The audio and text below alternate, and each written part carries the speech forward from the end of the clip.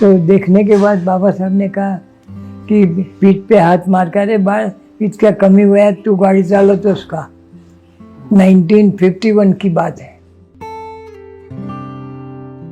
Doctor Babasaheb आंबेडकरांना आपल्या गाडीतून सफर घडवणारे हे आहेत लाला चौहान. 1951 सालची ती घटना लाला यांना आजही आठवते. तर बाबासाहेबांना घेऊन जायला औरंगाबादला 3च गाड्या होत्या, कार आणि बाकी तांगे होते, घोडेवाले तांगे. तर मला सांगितलं कि लाला जी आपकी गाड़ी होना है, साथ में चलो आप, बाबा साहब को कॉलेज में लेके जाने का है.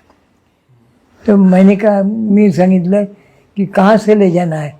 तो बड़े पोस्ट ऑफिस के बाजू में डोंगरे का बाड़ा था, काले रंग का बड़ा दरवाजा था और बाड़ा था, वहाँ बाबा साहब ठहरे हुए थे.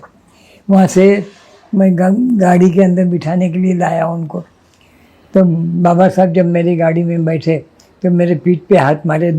दो उसी तकिए नीचे थे, 2 पीछे थे, क्योंकि हाइट कम थी मेरी, 15 साल की उम्र थी मेरी उस समय.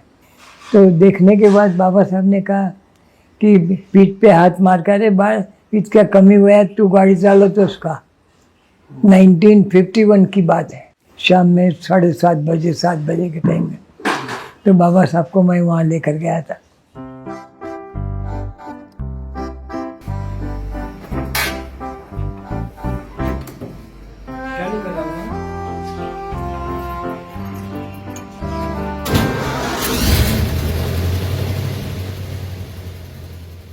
ये गाड़ी हमने 450 रुपये हाली में लिए थे. हाली बोले तो निजाम साहब का पैसा था, उसको हाली पैसा बोलते थे.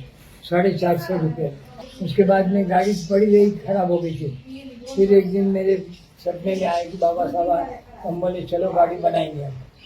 तो ये गाड़ी फिर रिनोवेशन किया हमने और उसमें बाबा साहब की याद में.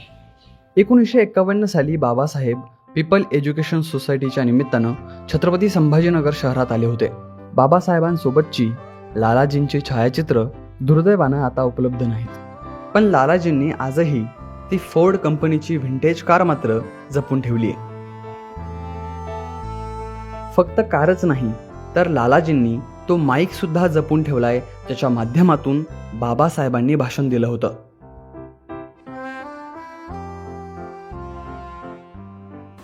मेरा लाउड स्पीकर का बिजनेस था. ये अमेरिकन माइक है, कनाडा. इसका नंबर है श्योर 555. हाँ, इसमें इन्होंने स्पीच दिया था बाबा साहब ने. ये माइक 3 लाख रुपए में मांग रहे, मैं नहीं दे रहा हूँ. उन्होंने बोले मैं नहीं दूंगा ये माइक.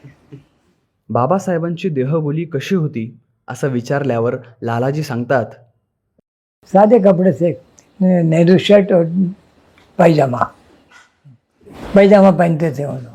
चेहरे पे तेज सफ़ेद भक्त चेहरा एकदम, और चेहरे पे इतना इम्प्रेस करने वाला चेहरा था वो. गोरे पांदे, हेल्दी थी, तबीयत अच्छी थी, एकदम अच्छी थी. चेहरे पे रौनक थी एकदम, जिसको आभा बोलते हैं. आभा बोले तो कोई बड़े आदमी के साइड में गोल चक्कर रहता है, उसको आभा बोलते हैं. तो वो बाबा साहब को एकदम चेहरा देखते ही आदमी खुश हो जाना.